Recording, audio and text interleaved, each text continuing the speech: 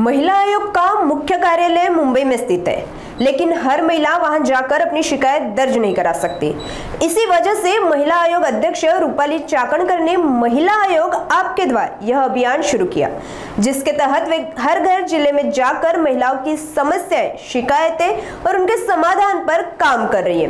इस अभियान के चलते गोंदिया जिले में 17 सितंबर को उन्हें बड़ी संख्या में महिलाओं की शिकायतें प्राप्त हुई।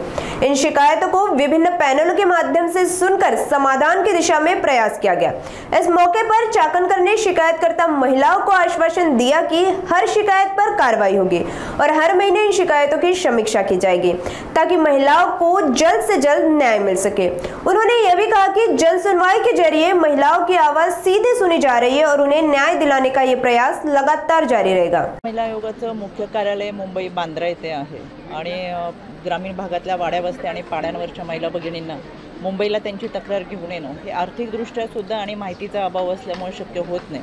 त्याच्यामुळे मुंबईत न येता आम्ही त्यांच्या ठिकाणी, जिल्ह्याच्या ठिकाणी जाणं, तालुक्याच्या ठिकाणी जाऊन जनसुनावणीच्या माध्यमातून या महिला भगिनींच्या तक्रारी जाणून घेणं यासाठी या जनसुनावणीचं आयोजन केलं। काल मी वर्धा येथे होते, आज आपल्या गोंदियामध्ये आहे, उद्या नागपूरला आमची जनसुनावणी आहे। महाराष्ट्राच्या प्रत्येक जिल्ह्यामध्ये जात तिथल्या तक्रारदार महिलांच्या तक्रारी ऐकून घेणं आणि त्याच्यावरती कारवाई करत त्या पद्धतीचं नियोजन करून महिला भगिनींना जागच्या जागेवर न्याय देणं, यामुळे खऱ्या अर्थानं आयोग आपल्या दारी हा उपक्रम आम्ही राबवलेला आहे।